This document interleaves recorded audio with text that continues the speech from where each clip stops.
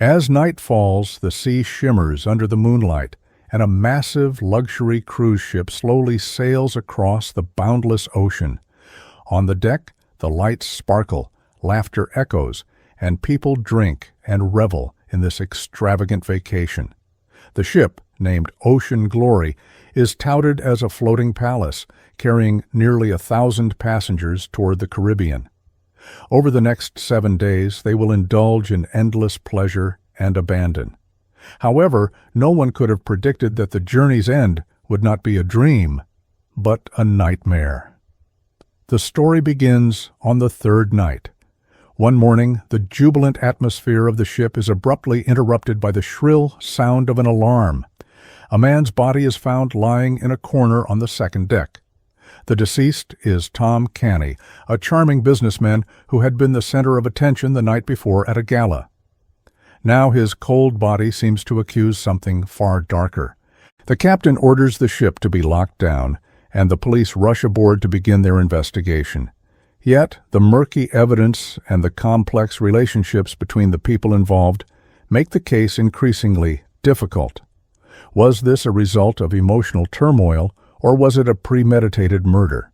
The secrets hidden behind desires await to be uncovered. What started as a lavish cruise has turned into an inescapable game of life and death. Every detail, every word, could be the key to unlocking the truth. Who is the killer? Who is hiding their guilt? If you also want to uncover the stunning truth behind this, be sure to subscribe to our channel and join us as we delve into this suspenseful and thrilling true crime story. The truth is always more shocking than you can imagine. The sea breeze was gentle, the sun bathed the deck, and with the deafening sound of the ship's horn, the ocean's splendor slowly left the harbor, beginning its luxurious journey. The cruise ship was 15 stories tall, with opulent interiors featuring thick Persian carpets and crystal chandeliers hanging from the ceiling, as if every inch of space was showcasing unparalleled luxury. Uniformed crew members smiled and welcomed each passenger, while champagne on silver trays gleamed in the sunlight. The passengers were full of anticipation. Some wore exquisite evening gowns, already soaking in the atmosphere of the upcoming gala. Others hurried toward their private suites with luggage in tow. Around the ship's pool, music and laughter intertwined, and the air seemed to be filled with an intoxicating sense of joy. Amidst the crowd, Jack and Alice seemed somewhat out of place. Jack was a successful lawyer, composed but weary-looking, and Alice, once a dancer, was now a full-time housewife, her face clouded with an unmistakable sorrow. Their marriage had lasted for 12 years, but the passion had long since faded, worn down by the weight of daily life. This cruise was Alice's idea, hoping that the trip would help reignite the flame in their relationship. However, amidst the lavishness of the ship, they both felt a sense of estrangement and distance. At dinner, they sat in a corner of the deckside restaurant, silently eating their meals. Just as the atmosphere grew uncomfortable, Tom and Sophia appeared. They were a glamorous couple, Tom a successful entrepreneur with a charming and humorous demeanor that easily drew people to him, and Sophia a socialite with an air of elegance and irresistible charm. The two couples were seated next to each other, and conversation quickly flowed between them. "Are you two also here looking for romance?" Tom asked with a light-hearted chuckle. Alice nodded, trying to mask the disappointment within her, while Jack only smiled faintly. Sophia, with grace, raised her glass. "Well then, it seems we all have the same goal. Here's to a beautiful vacation. Cheers!" The 4 glasses clinked together, making a crisp sound. None of them could have predicted that this seemingly chance encounter would lead to a series of unpredictable events, turning this trip into something entirely different. The night aboard the Ocean Glory was like an endless celebration. The activities on the cruise were constant, with lazy sunbathing and relaxing spa treatments during the day, and extravagant parties and mysterious balls at night. In the golden halls, the sounds of the band playing and the clinking of champagne glasses were intertwined. Dancers, dressed in masks, weaved through the candlelight as if everyone was testing the boundaries of the unknown. At first, Jack and Alice felt somewhat uncomfortable with all the excitement, but gradually, with Tom and Sophia's enthusiastic invitation, they began to open up. Tom was always full of energy, with a charming ease, while Sophia was elegant and mysterious, able to capture everyone's attention in a crowd. One warm evening, the four of them sat around on the deck, casually sipping drinks. Tom, while pouring Alice some wine, lowered his voice and said, "Alice, you have an elegance about you that is impossible to ignore. Jack must be so proud of you."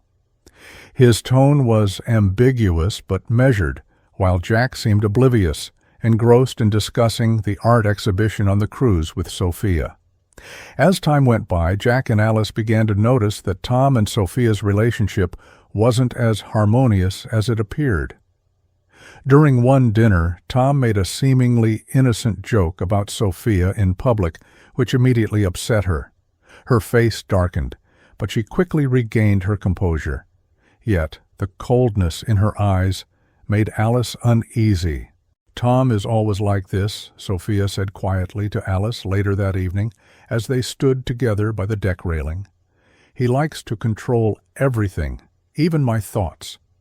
Her gaze turned to the distant horizon, her voice barely audible. Maybe that's just what love is. Meanwhile, Jack and Tom's relationship seemed to be undergoing subtle changes. At a private party, Tom's gaze lingered a little too long on Alice. His casual gesture of draping a coat over her shoulders felt unsettling, even though it seemed innocent. Jack, however, seemed completely unaware, as he was too absorbed in discussing law with Sophia, who skillfully steered the conversation with her elegance and intellect, making him feel understood and appreciated. In this luxurious space that floated on the sea, hidden emotions slowly replaced the surface-level noise and joy. It seemed like everyone was testing a boundary, but little did they know that the line between right and wrong had already blurred. On the fifth day of the luxury cruise, subtle tension began to brew between Tom and Jack. During a cocktail party, Tom shared an adventurous story, speaking with a tone full of boastfulness. He went into great detail about how he triumphed in the business world, his voice filled with enthusiasm, even interrupting Jack's speech. Jack's face briefly tightened, but he quickly regained his composure, responding politely in a short and measured way. This moment created a brief but palpable pause in the conversation. Alice noticed this exchange and felt a pang of unease. Recently, she had also started to feel uneasy about Tom's attention. His gaze always seemed to find her, whether on the dance floor or at the dinner table, as if he were waiting for her to notice him. His compliments were direct, even provocative. Alice wanted to distance herself, but found herself unable to ignore the magnetic charm he exuded. Meanwhile, outside of their circle, another figure seemed to always be watching from the shadows. Edmund was a quiet, reserved passenger on the ship who never participated in the lavish activities. He was often seen in the corners of various rooms, quietly observing the people around him. Edmund appeared to have a peculiar obsession with Sophia, frequently staying in her vicinity, though always maintaining a subtle distance. Once, when he encountered Sophia in the library, he quietly complimented her graceful demeanor, but Sophia only responded with a polite smile and quickly left the area. One late night, Edmund stood alone on the deck, gazing from afar as he saw Tom and Jack engaged in a hushed conversation in a corner. The two seemed animated, with Tom gesturing passionately while Jack remained cool and composed, but firm in his responses. This scene stuck in Edmund's mind, and he began to sense something ominous. Meanwhile, the other passengers on the ship continued to revel in their luxurious, carefree lives, unaware that a larger storm was brewing beneath the surface. Beneath the seemingly tranquil ocean, undercurrents were quietly gathering force, dragging everyone closer to an unknown abyss. The night of the masquerade ball arrived as scheduled, with the lavish hall illuminated by dazzling lights, casting a dreamlike atmosphere. Every guest wore exquisite masks, and the gowns and jewels sparkled under the lighting, while soft music filled the air, accompanied by the crisp clinking of wine glasses. Laughter and quiet conversations echoed through the crowd, with everyone blending into the enchanting event, but also becoming more mysterious and elusive due to the masks. Alice, in a red evening gown with a feathered mask, attracted the gaze of many. Tom, with a confident demeanor, approached her and whispered in her ear. Jack noticed this and felt a surge of discomfort. He walked up to the two of them, deliberately cold in his tone as he interjected, "Tom, you seem more relaxed tonight than usual." Tom looked up, a knowing smile on his face. "Jack, I think it's the magic of the masquerade. Maybe you should try to relax a little too," he said, his words tinged with unmasked provocation. In just a few words, the tension between them ignited. The two men immediately launched into an intense argument, drawing the attention of everyone around them. The music faltered, and all eyes turned to the scene. Alice and Sophia tried to mediate, but their efforts were futile. Meanwhile, Edmund stood in the shadows of the ballroom, his eyes never leaving this small group of people. He observed Tom's every movement, noted the unease in Sophia's expression, and saw the anger building in Jack. Edmund's hand trembled slightly in the dark as if he was about to make a decision, but he hesitated. Though the masquerade ball glittered on the surface, it was clear that beneath the facade everyone was hiding something. The air was thick with tension and unease, as if some irreversible event was about to unfold. In the early hours, the sea was silent, but a strange atmosphere hung over the cruise ship. Most passengers, having enjoyed the festivities, were now stumbling back to their cabins in a drunken haze, leaving only a few lingering on the deck. Suddenly, a piercing scream broke the silence of the night, shattering the tranquility of the ship. Tom's body was found slumped in a corner on the second deck, his clothes stained a deep red with blood. His mask was askew nearby, and his face still seemed to carry the shock and pain of his final moments. The crew member who discovered the body was horrified and immediately notified the captain, leading to a chaotic scene. Scattered wine glasses and messy footprints suggested a fierce struggle had taken place. The captain arrived quickly, his face grim. He immediately ordered the ship to be locked down, forbidding anyone to move about. An announcement was broadcasted to all passengers, informing them of the tragedy and instructing them to remain in their rooms for further instructions. The joy of the party evaporated in an instant. Passengers, suddenly pulled from the haze of celebration, felt a growing sense of unease and fear. Quiet murmurs and speculation filled the ship, and the once thrilling vacation was abruptly torn apart. In its place, a thick cloud of fear and confusion settled over the entire cruise.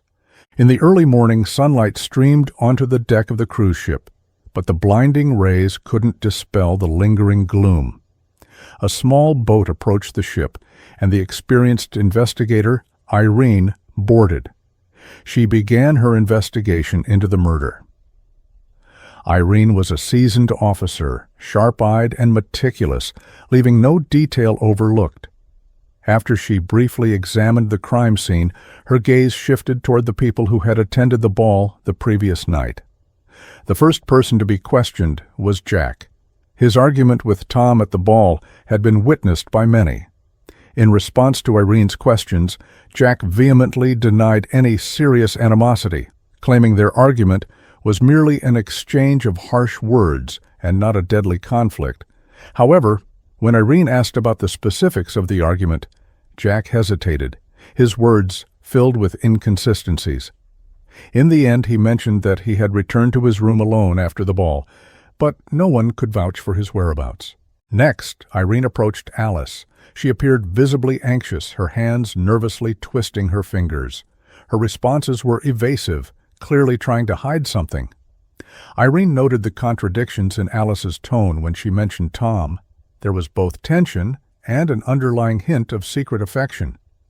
When asked about her whereabouts after the ball, Alice merely said she went out for some air, but she could provide no further details. Sophia, on the other hand, was calm and composed throughout the questioning. She answered succinctly, as if the case had nothing to do with her.